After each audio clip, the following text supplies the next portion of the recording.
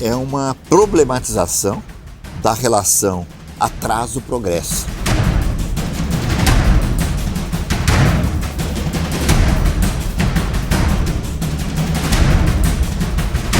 Uma classe dos pobres reverenciarem os ricos e os pobres reverenciarem o padre, né?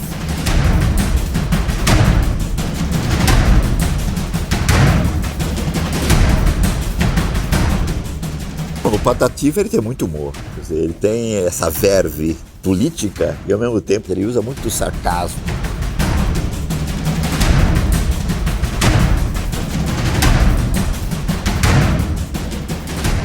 Se deixarem aqueles índios se transformarem em caboclo, vai ser uma alternativa desastrosa.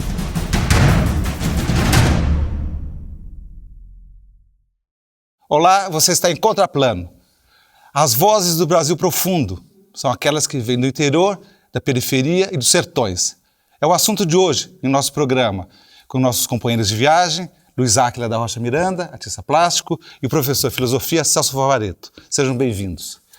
Celso, em 59, Paulo César Saraceni, diretor baiano, dirige Arraial do Cabo, que é um documentário que flagra a chegada de uma indústria a uma comunidade de pescadores. E essa indústria vai modificar toda aquela vida, vamos dizer, de artesanato, né?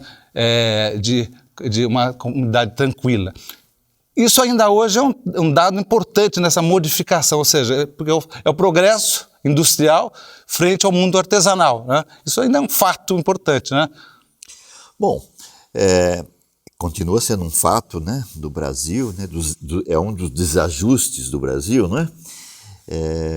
Inclusive, a questão da desigualdade ainda passa muito por essa relação entre arcaísmo e modernização, não é?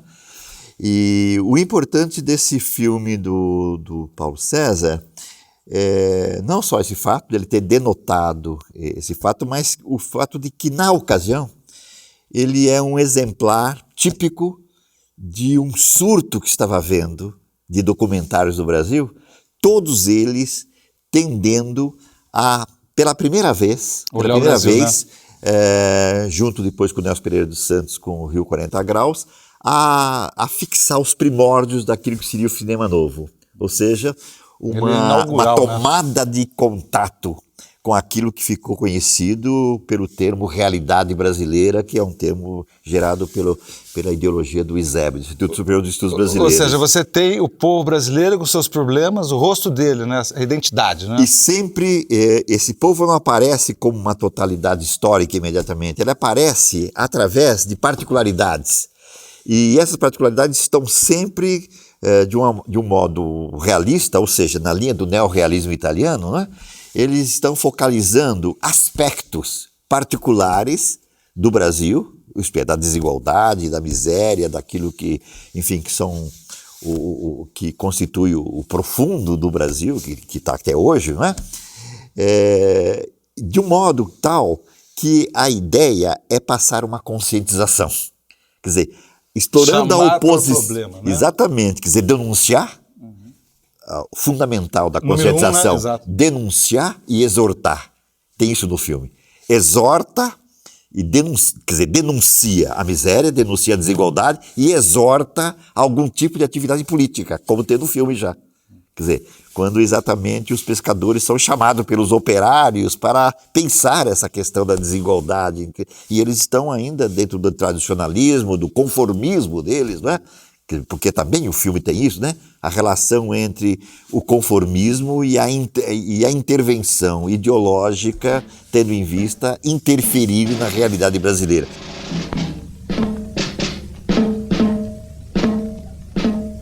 Hoje a cidade se transforma. A fábrica de álcools determina um processo de industrialização que entra em choque com a economia tradicional desta cidade. a pesca. Áquila, o filme é também coassinado pelo Mário Carneiro, que o fotografa de uma maneira exemplar. Essas cores do Brasil profundo, quer dizer, são reveladoras, né? Porque elas modificam a visão que até então a fotografia, né, tinha sobre o país. Eu tinha vontade de falar sobre duas coisas nesse momento, pensando no título do programa de hoje, né? Brasil Profundo, né? Que é essa sensação que a gente está sempre chegando no Brasil, né? Que a gente está aportando no Brasil e que nós todos, não é todo mundo, você, nós todos, eles todos, todo mundo é imigrante, né? Nós chegamos aqui e estamos o tempo todo descobrindo esse Brasil e reinventando esse Brasil, como o Celso diz. Então, esse filme é interessantíssimo, que tem essa chegada deles, né, nessa praia, a descoberta dessa paisagem tão simples, né, que é tão básica, né, que tem um horizonte só, não é? Tem o horizonte da rua, o horizonte da praia e o próprio horizonte, não é? Esses barcos que andam em relação Então, plasticamente, esse filme é uma beleza e a fotografia é muito simples, né? Quer dizer, você tem contrastes quase de preto e branco mesmo. E esses pescadores, que ao mesmo tempo são arcaicos, que eles têm uma vida invejável, né, gente? É uma coisa que a gente não pode negar, que todo mundo tem uma certa inveja e nostalgia dessa vida que eles levam, dessa né? inocência. Dessa coisa tranquila, aquele horizonte, aquele mar, aquele peixinho ali e tal. E a complexidade que a indústria traz para a vida dessa turma, né? Quer dizer, de repente chega a indústria e é um pouco a mosca na sopa, né? Eles vão ter que pensar o que eles vão fazer com essa mosca, né? Então eu acho que os rapazes, não é? O Saraceni e o Mário Carneiro, não é? Pessoas cultas, informadas e com vontade modificadora, vontade transformadora, eles agem um pouco também como a indústria, né? Que eles vêm para aquele grupo e problematizam, né? Traz um problema. Traz um problema. Celso, a visão do Saraceni e do Mário Carneiro, você acha que soa um pouco ludita, na medida que o progresso é meio inexorável? Eles estão tematizando, e digamos assim, o filme, esse curta-metragem, é uma problematização da relação atraso-progresso. Quer dizer, o Brasil estava, desde os anos 50, exatamente imerso exatamente nessas polarizações, atraso e progresso. E evidentemente que o lado do progresso, ou seja, o lado do moderno, era acionado como sendo a necessidade e o imperativo histórico do país, não é? Exatamente para fazer frente à miséria. Fadado ao desenvolvimento, né? Exatamente, o país estaria... O Mário Pedrosa dizia, né, que o país está em 59, no tempo de Brasília, no artigo sobre o Brasil, o Mário Pedrosa dizia, o Brasil é um país condenado ao moderno. Ou seja, ele não poderia... Quer dizer, o Brasil precisava ser conhecido, totalmente conhecido, precisava ser modificado, mas isso não implicava absolutamente que deveria haver um processo semelhante ao dos Estados Unidos ou da Europa, em que fases deveriam ser passadas. Nós tínhamos que, de um salto só, passar do atraso ao progresso. Isso era considerado, isso, por exemplo, você sabe, é a matriz do pensamento desenvolvimentista do governo Juscelino Kubitschek, formulado pelo INSS. Queimar as etapas. Quer dizer, o Juscelino fala isso, né? 50 anos em 5. Você entendeu? Quer dizer, tem que queimar né? todas as etapas, exatamente.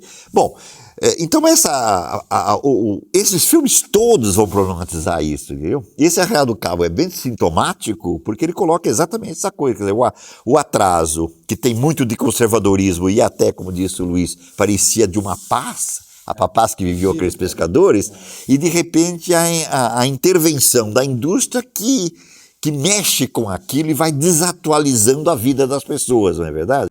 Esta fábrica e o próximo aparecimento de uma outra, destinada ao aproveitamento da baleia, constrói no Arraial do Cabo um tempo novo que os pescadores recusam, incapazes de aceitar o trabalho com as máquinas.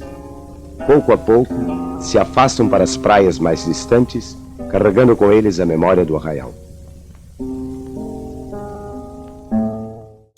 O Celso citou o Mário Pedrosa, é um ícone da crítica brasileira, e eu queria citar o Oswald de Andrade. O Oswald de Andrade, no seu manifesto antropofágico, fala que o Brasil é um monte de gente dando adeus. Esse olhar do Saraceni e do Mário Carneiro sobre essa comunidade, não é nostálgico? Ele tem medo dessa convocação do amanhã? Eu acho que esse documentário, além de ser um documentário sociológico e político, histórico, ele é um documentário sobre preservação de um patrimônio imaterial. Eu acho que os dois tinham a intenção de mostrar como vivia aquela gente também, sabe? Como um documentário. Assim viviam os pescadores antes. Eles foram lá correndo também para documentar aquela vida antes que a indústria terminasse com aquilo. Então, eu acho que tem uma coisa de documentário de patrimônio histórico nisso. Tipo, era uma vez... Vamos fazer antes que acabe. E também é interessante essa vontade, às vezes, não é? O amor e a vontade de preservar, porque sabendo que a outra alternativa vai ser péssima, né?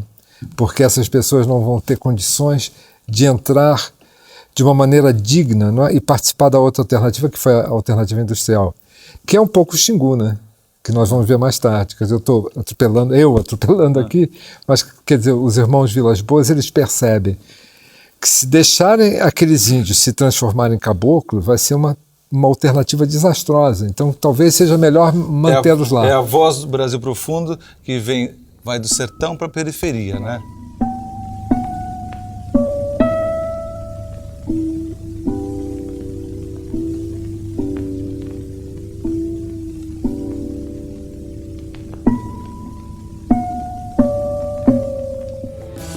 O filme é incrível porque ele é uma conjugação, né, de culpa e desejo, entendeu?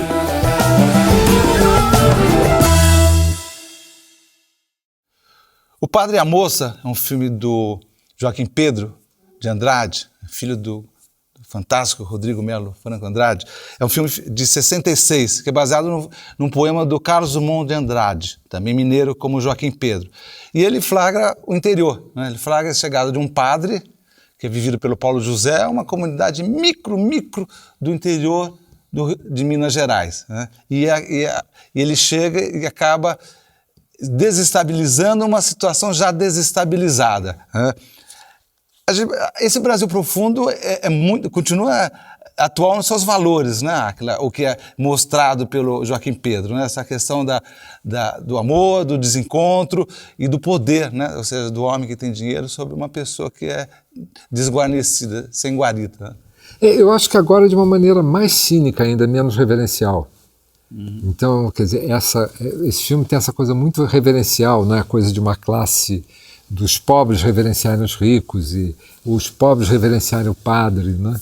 Eu acho que hoje em dia, quer dizer, a televisão mudou muito a mentalidade, mas não mudou a exploração, mas a mentalidade mudou. Então eu acho que desde que a televisão chegou, não há mais esse respeito reverencial. Eles obedecem porque eles sabem que é perigoso não obedecer. Eles correm risco, ou é uma questão de se manter, não é? de sobrevivência, mas não é tão reverencial.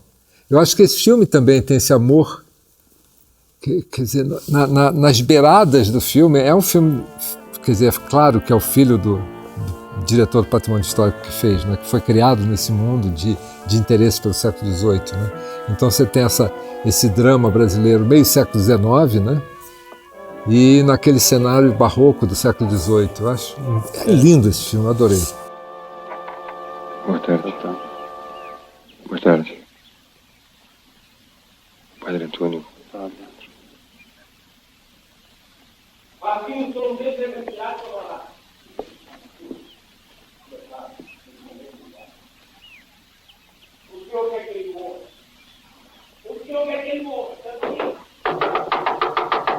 Celso, o filme tem lá o coronel e o padre, né, que são dois elementos constitutivos e basais, né, da sociedade brasileira, né?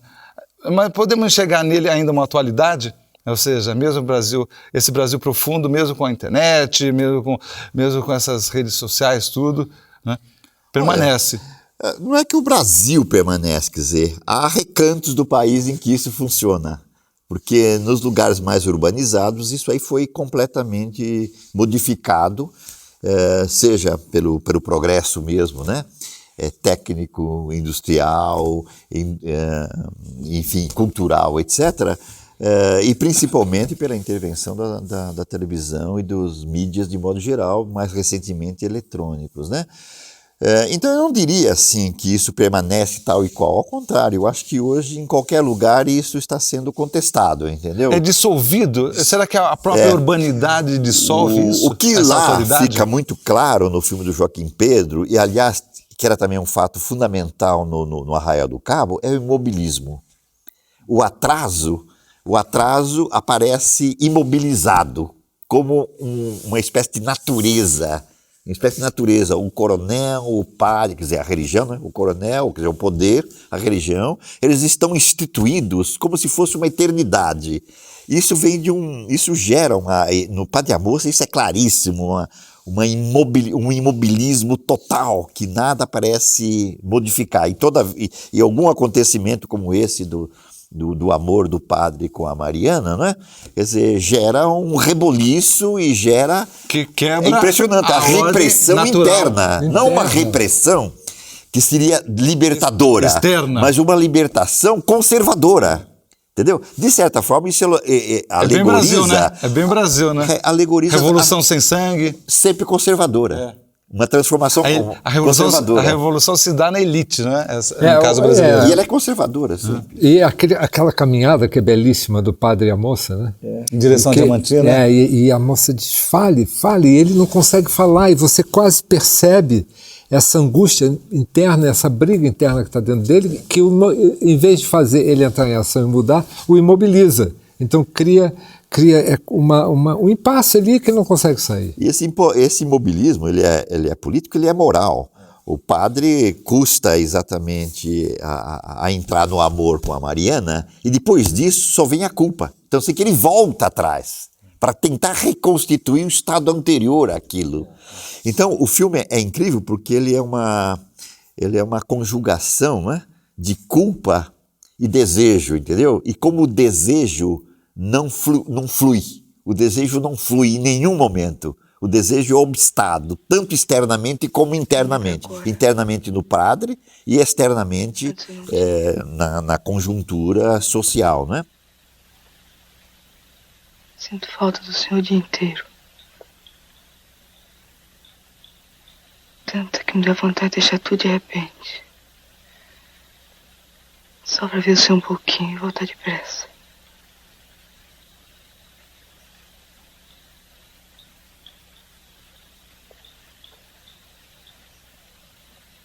Se eu pudesse ao menos.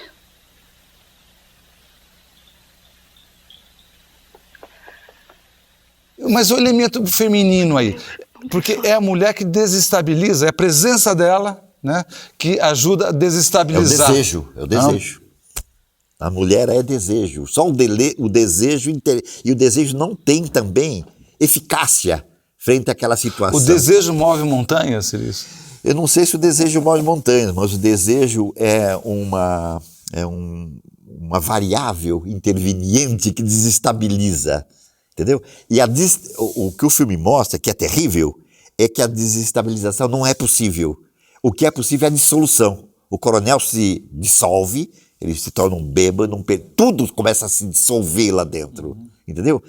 Quer dizer, o desejo, mesmo digamos, não vencendo, ele é ativo. Ele produz a dissolução daquilo. O filme termina. Há uma sedição. Exatamente, é uma dissolução completa daquilo. Quer dizer, então essa oposição que há entre o atraso e o progresso não se resolve, mas a dissolução funciona assim como um verme, sabe? Como um verme que vai corroendo aquilo. O filme termina com uma corrosão total, quer dizer, tudo está se dissolvendo. Todos se dissolveram, o coronel se dissolveu, o padre se dissolveu, morreram, os amantes morreram, e a comunidade não mais vai permanecer, evidentemente. Vamos dizer, os populares, né, na imagem do Nelson Rodrigues, nesse filme, eles apenas servem para corroborar tanto o status quo do coronel quanto do padre, né? Exato. Ele faz Agora, o que é interessante nessa coisa... Quer dizer, Minas é paradigmático, né? Mas a gente pode falar de Minas como uma mentalidade católica popular brasileira, não é? Do interior do Brasil mais antigo. Né? Quer dizer, então, o gozo era a não satisfação. Porque eles o momento sempre. o gozo era, claro, o gozo era a não satisfação. Então o gozo a não satisfação que permitia o voyeurismo, a maledicência, que era parte desse gozo, né? Era um gozo comunitário. Todos participavam desse prazer da frustração e de provocar a frustração. Então, para todos, a realização era a frustração. E isso Nelson Rodrigues mostra tão bem. E quem você citou há pouco agora? Lúcio Cardoso. Lúcio Cardoso. A Casa Assassinada. O Lúcio Cardoso não chega completamente ao castigo, né? Que o Nelson Rodrigues era, como um bom voyeur, ele era mestre no castigo. Me conta que você vai ser castigado. Então, eu acho que é isso. Eu acho que essa coisa que eu chamo de cheiro de sacristia, né? Essa coisa de cheiro de vela apagada, de cera, de batina molhada, de padre suado. E é um lugar perdido, né? É um desamparo total. Não Quer tem dizer, a que recorrer, é um desamparo. Essa metáfora de desamparo é o Brasil profundo. É esse Brasil profundo da época, dos filmes da época, do romance da época. E, do outro lado, a Casa Assassinada, né? Que é exatamente o caminho à dissolução. Não é a mudança, é a dissolução completa, quer dizer, é a destruição. Deus, Angelum Sanctum Deputa Custodem, et quorum quarumque hic sepeliuntur, animas eorum ab hominus absolvi vinculis delictorum, ut in te semper cum sanctis tuitus in infinita. Deus levou nosso vigário quando a gente mais precisava dele.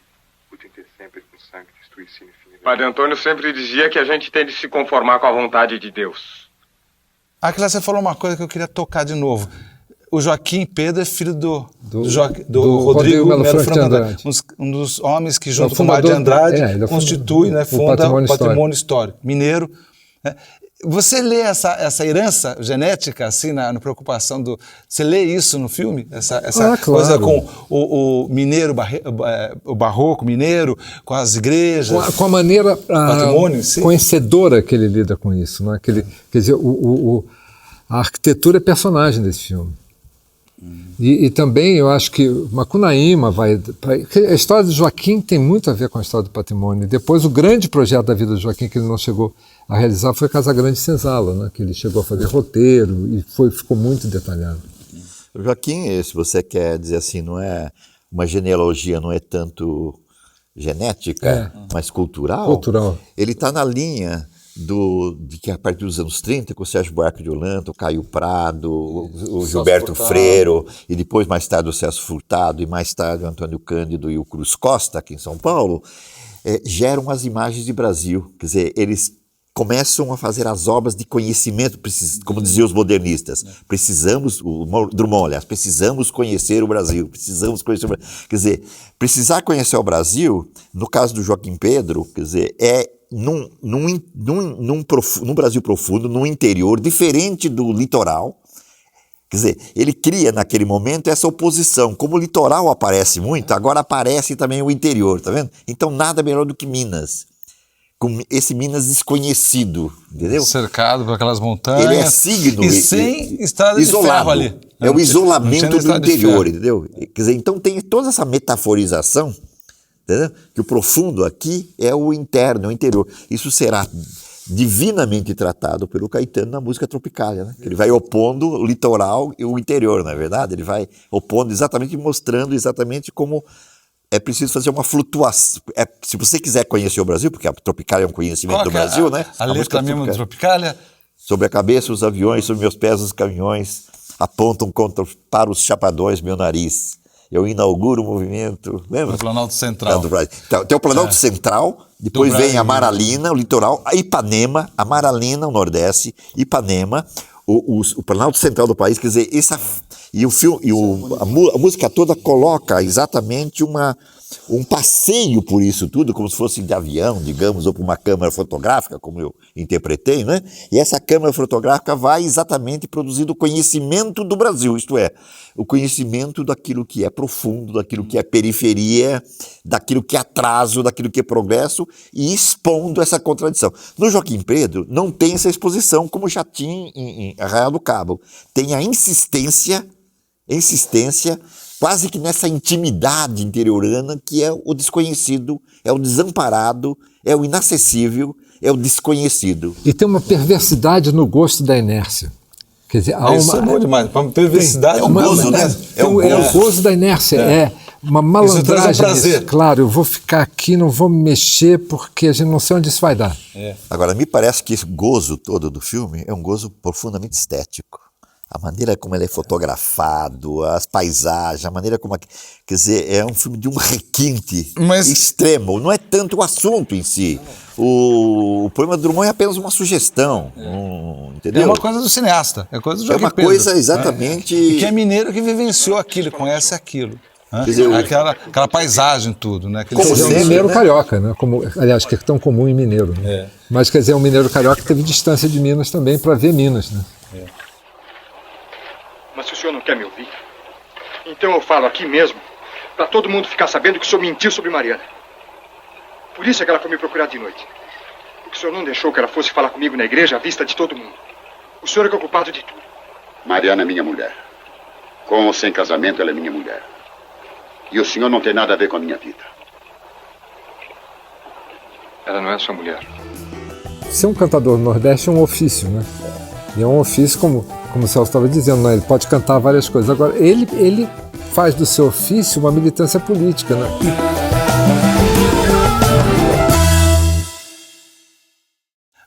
Vamos para o sertão mais profundo, então, ainda. Vamos lá para o Ceará. Vamos tomar posse de outro lugar do Brasil. Vamos aumentar nossa capitania. Vamos falar de Patativa do Assaré, Ave Poesia, que é um documentário do Rosenberg Cariri, feito em 2007, sobre o Patativa do Assaré, né, poeta cearense. E ali é interessantíssimo porque você vê pelo documentário, né, Patativa, que se tornou um poeta célebre, um poeta popular, ligado ao cordel. O Patativa mal frequentou a escola, foi alguns 6 meses. Ele sai da escola só sabendo um pouco ler e sem caligrafia. Como que se explica e aquela montanha, né, vamos dizer, potente que é o Patativa do Assaré, que você vê uma hemorragia gloriosa? Bom, isso independe de saber ou escrever, né? Existe uma sabedoria implícita na cultura popular, não é verdade? Da tradição, né? E ele sai disso, e isso produz, não precisa ser escrito, isso produz a poesia oral nordestina toda, né? Toda a poesia oral nordestina, ela vem exatamente dessa vivência que brota da terra e brota das circunstâncias, sem necessariamente estar participando da cultura letrada, né? O Patativa é interessantíssimo porque ele se torna um poeta tipicamente nordestino, ao mesmo tempo ele se torna extremamente político, né? O trabalho dele é extremamente político, quer dizer, tanto a figura dele, a participação dele política diretamente. Ele vocaliza, né, todos aqueles problemas como aquilo que aparece dele na poesia, ele logo articula aquilo politicamente. O filme, inclusive, é muito interessante nesse sentido, porque o tempo todo ele não fica só naquele sertão nordestino e ele faz essa passagem para outros lugares. Pauta pelos movimentos políticos do país. Ele faz exatamente a relação entre o sertão e a cidade.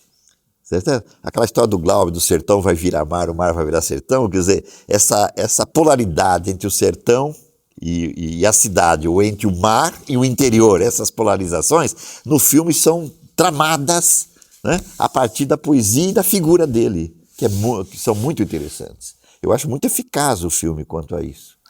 Aqueles cenários, né, que são inspiradores, né, aquela coisa seca, aqueles cactos, aquilo traz uma narrativa plástica, ao mesmo tempo poética, bem captada, né?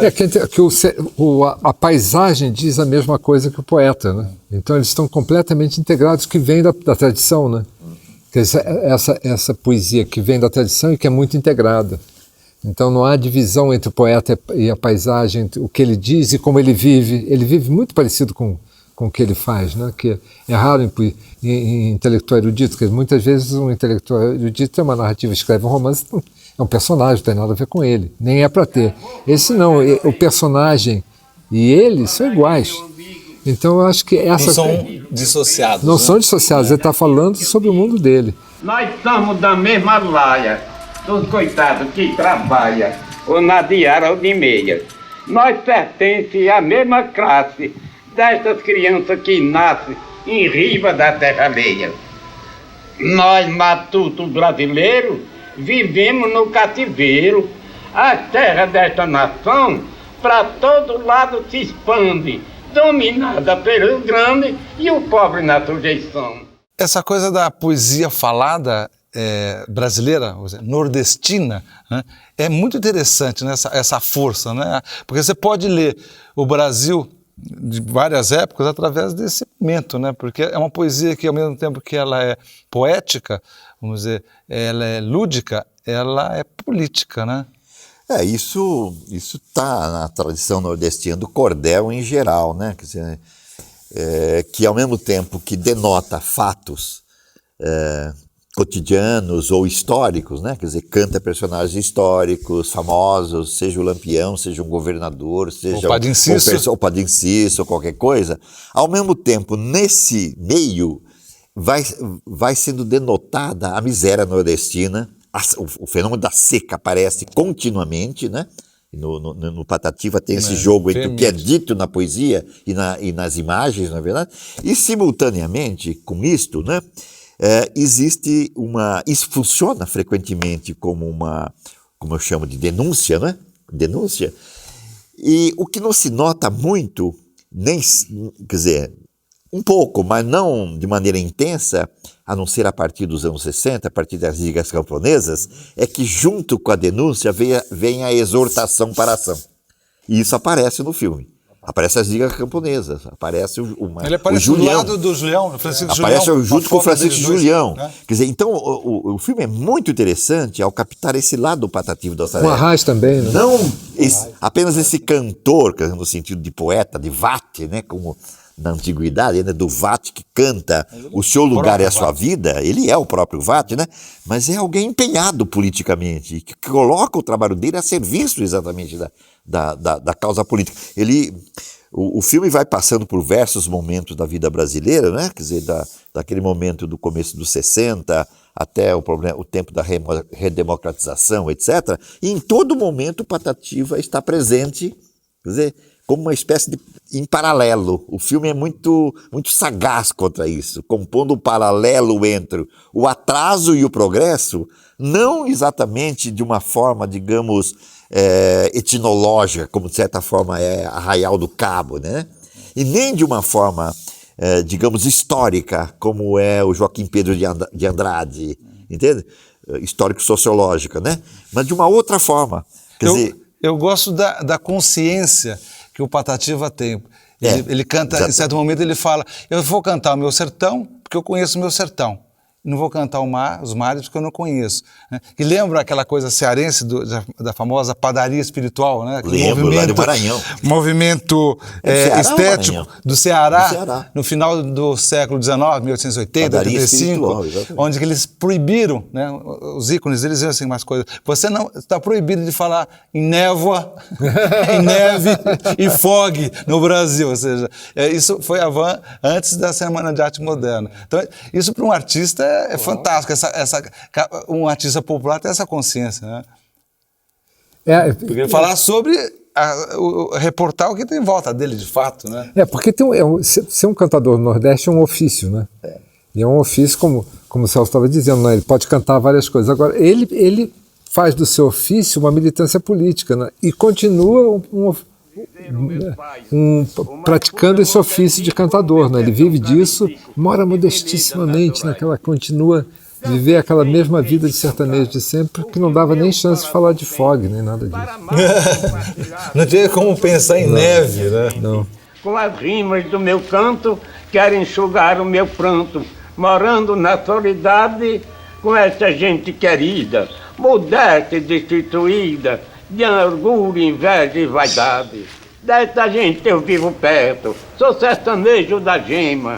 O sertão é o livro aberto, onde lemos o poema da mais rica inspiração.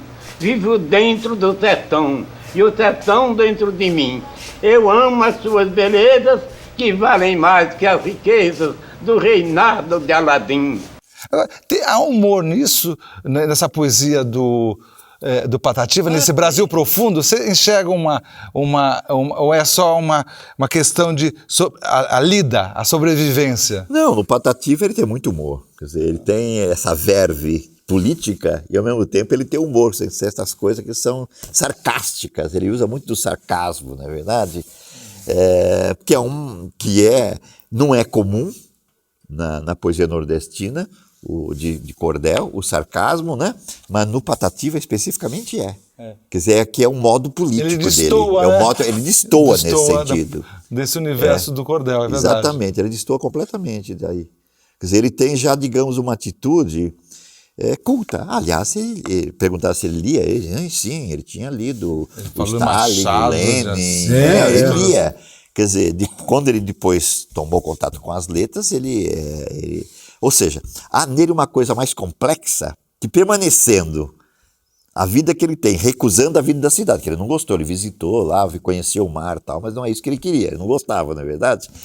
Vivendo no próprio, digamos, no interior dele, simultaneamente ele levou para lá índices de modernidade, melhor dizendo, de modernização. Entendeu? Quando ele volta para o sertão. Exatamente, e um deles está exatamente na cultura política que ele tem, basicamente política, né? Agora, isso é interessante, que a conscientização dele vem quase espontânea, né? A capacidade dele de se indignar, ela não é aparelhada pela política, ela é aparelhada, vamos dizer, pela poesia. Mas no Nordeste tinha muito militante político, né? Tinha os estudantes, camponeses politizados, então havia... E o nordestino é muito verbal, né? Então tem essa coisa do discurso... Muito oral. Então eles... Cultura oral. E se expressam bem, muitas vezes, né? Então você tinha essa coisa da política permeando a vida deles. E tinha a turma marxista, né? Que era muito que acaba se misturando, né? Claro, e que são os mais preparados e os mais interessados em conversar, né? É claro que o filme foi compondo essa imagem também, né? Quer dizer, ao fazer esse jogo entre o Patativa e a situação nordestina e simultaneamente jogando com aspectos da cidade, da vida urbana, da modernização, etc., né? O filme exatamente quer inserir o Patativa numa situação muito particular, que é aquilo que você já tinha comentado anteriormente, né? Em outro momento da nossa conversa aqui, né? Que é a permanência de certas estruturas, entendeu? Que resistem, quer dizer, mesmo com o avanço da modernização industrial, etc., elas resistem. Tanto assim que o atraso, com outras figurações, ele continua vivo no país, na verdade. Mais do que atraso, né? A desigualdade. Tá vendo? E o doutor José Arras de Alencar, aquele latinista, aí quando eu cheguei, ele disse: mas estou encantado com o que você estava apresentando aí na rádio, viu? Porque você não publica tanta coisa bonita? Eu disse: doutor, eu sou um agricultor muito pobre. Nunca sonhei nem sequer ver minhas produções publicadas. O documentário do Rosenberg Cariri, ele é tradicional, mas ao mesmo tempo ele cumpre o papel dele. Ele é meio como um cantador contando, né? O próprio filme tem a ver com o cantador, né? Agora, é interessante essa coisa da arte e a tradição popular do Nordeste, né? Porque você tem em artes plásticas isso, fortíssimo ainda, o Nino, você tem o Borges, o gravador, né? Você tem os produtores de cordel, que eles fazem um produto completamente vertical, né? Eles escrevem a poesia, fazem a capa, imprimem e vendem, né? Então, toda a cadeia produtiva. Toda a cadeia produtiva. Então, eles são, ao mesmo tempo que eles são empreendedores nesse sentido, eles mantêm a velha tradição da poesia, que vem da Idade Média, né? É glorioso perceber que essas revistinhas, livrinhos de cordel, acabam funcionando como um elemento de sedição, né?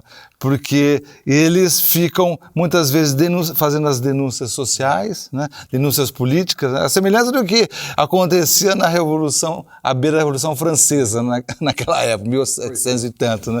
Vai funcionando como uma desconstrução, né? Eu não sei se o cordel nordestino teve esse papel em geral, mas frequentemente, pelo menos, ele fazia uma coisa, que era exatamente atestar a realidade. Quer dizer, fazer uma pintura da realidade, sabe, nesses discursos do cordel. Isso e dignificar. A diferença do Patativa é que ele não só faz a pintura, mas ele denuncia de maneira muito clara, explicitamente. Ele explicita aquilo que é implícito no cordel, entendeu? Que no cordel aparece a miséria, a desigualdade, etc., mas parece que aquilo não tem uma eficácia política em si mesmo. No Patativa, sim, isso parece que ele explicita, porque ele encarna aquilo não apenas no discurso poético, né? Mas ele vive aquilo como cidadão, digamos. Né? Cidadão da cidade. Eu me sinto muito feliz, mesmo com esta minha simplicidade, embora que nada eu mudarei do meu eu. Eu serei sempre aquele caboclo Patativa, lá da Serra de Santana. Eu vivo lá no meu esconderijo, afastado do meio, afastado da capital. Venho aqui algumas vezes quando me convidam. E outro por curiosidade para ver a beleza da cidade, principalmente do mar. O filme produz uma doação de identidade, não uma descoberta de uma identidade.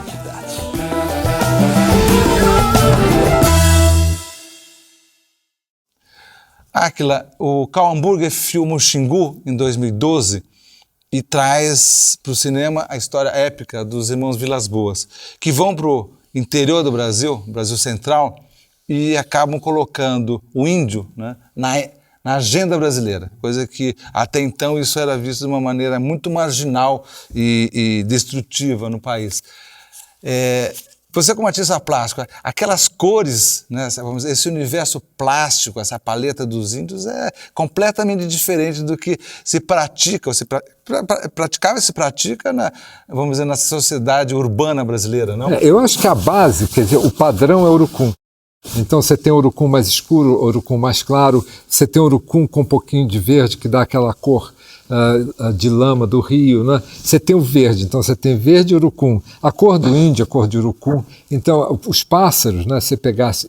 O filme tem uma velatura urucum, assim, em geral, que é muito bonito e lembra aquelas velhas fotografias da Maureen Bicilliat, você lembra? Sim. Sabe, aquelas fotografias do Xingu, que são belíssimas, que ela pegou tão bem isso. Então eu acho que o filme tem isso, os verdes que aparecem são incríveis, mas quando você vê até a roupa das pessoas, que esse caque é meio urucúnico, assim, né? E agora eu acho que a discussão do índio, o Xingu é consequência de uma discussão que estava havendo.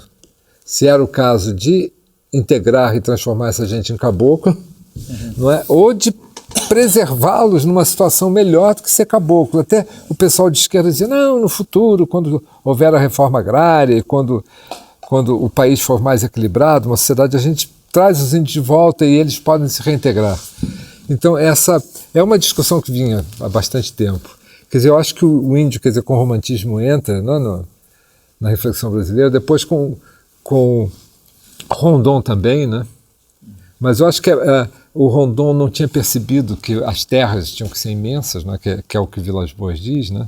Porque são nômades, né? Rondon criou grandes fazendas, como no Mato Grosso do Sul, quer dizer, grandes fazendas para a agricultura sedentária, né? Mas que para os índios aquilo não é nada. Não funcionava. Não funciona. Agora, os irmãos Vilas Boas foram muito realistas e foram os craques políticos, né? Grandes negociadores para conseguir isso. Tanto aquelas aproximações com as tribos, como também conseguiu do Jânio Quadros, a criação do Parque Nacional Nacional do Xingu. Aqueles mesmos presentinhos que ele deixava ali pendurado para as tribos, ele deixava também nas conversas com os políticos. Né? Ele conseguiu convencer o Jânio Quadros a fazer isso. Ele criou uma outra língua, né? Uma outra língua. De diplomacia. Eu proponho uma troca. Fazemos a base, Abrimos o caminho. E? Em troca, vocês isolam uma área. Uma boa área para os índios do Xingu. Um acampamento? Um posto? Acho que o governador não se oporia. Nós também podemos ceder uns hectares? Não, um acampamento não, um parque indígena. Uma cidade de índios, é isso? Uma cidade não, um estado. Celso, o filme, que é lançado em 2012, ele não obtém muito sucesso, né?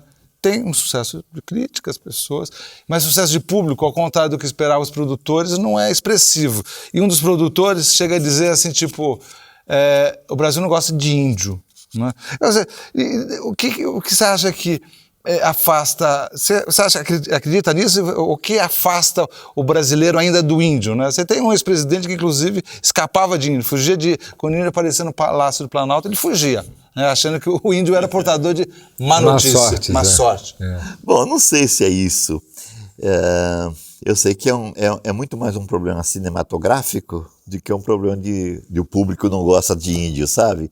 É da dramaturgia, quer dizer, o tipo de dramaturgia que foi feito nesse filme. Escolhida pelo diretor. Que foi escolhida pelo diretor. Quer dizer, eu acho que a ambiguidade da integração, da obra dos Vilas Boas, né? Quer dizer, integrar, isto é, que como é na ideologia oficial, né? Trata-se de tomar posse do Brasil, do interior do país, de uma região absolutamente desconhecida e habitada por gente também desconhecida, que alguns chamavam de selvagens, outros não é verdade? E a ambiguidade, quer dizer, então os irmãos Vilas Boas se determinam a não, inicialmente, não tomar posse do Brasil, mas, digamos, antropologicamente, reconhecer a alteridade. Era isso exatamente o que eles queriam, né? O filme insiste muito no tom antropológico deles, isto é, da proteção que eles querem fazer e na preservação do índio como tal. E, simultaneamente, a parte, digamos, da investida política não é muito bem traçada, eu acho, dramaturgicamente. Isso me parece uma fraqueza do filme, porque isso aí teria que ser muito melhor desenvolvido. O público não encontrou nenhuma história totalmente cinematográfica centrada na vida dos Villa-Lobos e também não encontrou lá um filme político, no sentido próprio da palavra, que seria de exacerbação da ambiguidade daquela conquista, daquela tomada de posse e daquele tipo de proteção. Por exemplo, quando surge, só para terminar, quando surge aquela doença, né, uma espécie de gripe que mata todo mundo, não se mostra a origem daquilo, se aquilo veio pelos brancos, a contaminação não tem... Apareceu do nada, percebe? Apareceu do nada aquilo. Aquilo só pode ter aparecido por contaminação dos predadores brancos. E faziam de propósito. Entendeu como é que é? Isso não foi mostrado. Que era havia guerra química. Havia guerra química. Não foi mostrado. Eles jogavam roupas infectadas. Vamos impor nossas condições. Vamos trazer médico pra cá, remédio, vacina. Vamos cuidar deles, Cláudio. A gente cuida desses e estraga quem tá no caminho. Vai ser assim.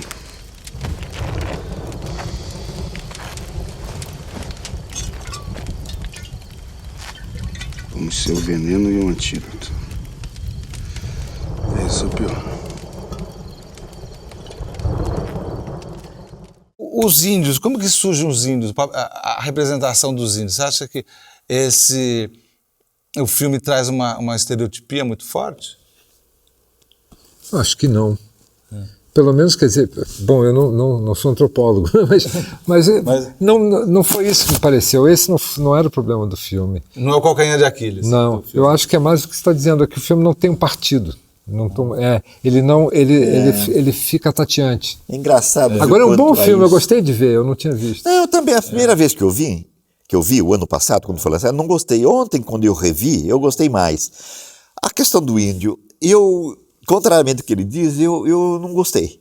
Eu achei que é muito como aparece o índio americano, dos filmes de conquista americana, entendeu? Como é que é? Parece uma não coisa o índio, por exemplo, o final dos Cranhacarori foi uma coisa perdida. Se você pega aquelas primeiras imagens do Cranhacarori, como foi feito pela revista Veja, eu tenho até hoje, mandei ampliar para mim aquelas fotos. É impressionante aquilo. O Cranhacarori que aparece ele é, na verdade, uma escultura, pura e simplesmente. Quer dizer, uma figura, assim, sem caracterização própria. O que era o Crânio-Carolho, assim, como mais alto. Há uma mistura, há um desconhecimento do que era o Crânio-Carolho e do que eram as demais etnias. Exato. Claro, que é um dos momentos capitais também, né? Dos muitos da história dos Vilas Boas. Né? Que isso é uma coisa que é acompanhada, inclusive, pela sociedade através de notícias. Né? Sim. Do noticiário. O noticiário deveria ter mobilizado a discussão política mais intensa e a presença de pessoas chaves como Darcy Ribeiro, etc., nisso tudo, entendeu? Isso não apareceu. Ou outros, como Noel Notes, etc., que estavam articulados a mesma coisa. Então eu acho que o filme não deu certo porque ele não foi nem uma coisa nem outra, entendeu? E ele acabou, eu acho, edulcorando um pouco a ideia tanto do trabalho dos Vilas Boas como do índio. Major, será que não dá para deixar eles mais um tempo lá, nessa condição de isolamento? Não dá. E depois não achamos que isolamento seja bom para ninguém. Progresso, sim, é bom. Até para índio. Não é. Desculpa discordar, mas não é. Até para nós, eu tenho dúvidas. Mas para eles, progresso não é bom, nem necessário. As obras já começaram. São centenas de peões. E peão, você já sabe, né? É gente muito ignorante. O índio do filme do Xingu, ele aparece simplesmente como um elemento idílico, né? Ou seja, ele é o reduto da inocência, vítima da própria sociedade. Não há uma contradição do índio ali, né? Não explora a ambiguidade, como ele disse. Verdade. Não há uma nuance, né? Em nenhum momento é explorado essa nuance, exatamente. Como se o índio não tivesse vaidade, desejo, cobiça. Não, a posição deles frente à presença dos brancos, entendeu? Isso não aparece. Aparece o feito do rosto dele, de um ou outro perplexo, aquele o Curi, como é que é? A Picuri, não sei o que lá, que veio de outro lugar. Esse seria o elemento de transição, quer dizer, o elemento de transição, mas ele acaba também não tendo uma eficácia como personagem. Como eu gosto de dizer, ele não é um personagem conceitual que faria passagem entre o índio e a conquista. Choca, ele não rompe. Ele não choca, ele não rompe e ele não esclarece uma posição, ele não fixa uma posição. Então não há a posição do índio dentro do filme. Não há a posição do índio. O índio está lá como o índio da parede, né? Na foto. Exatamente. Não há a posição do índio. Não há. Isso é uma coisa, assim, que eu acho difícil nesse filme. Não há a posição do índio. É verdade, esse é o ponto. Portanto, para onde vai a alteridade? A alteridade se não tem a posição do índio. Claro. Então, o Xingu fica devendo o índio. Ou seja, o filme produz uma doação de identidade e não uma descoberta de uma identidade. Ótimo. Eu queria agradecer ao Luiz Áquila, ao Celso Favaretto, muito obrigado pela presença. E você pode nos acompanhar pelo site. Até o próximo Contraplano, com outros temas candentes do cinema brasileiro e latino-americano. Até lá!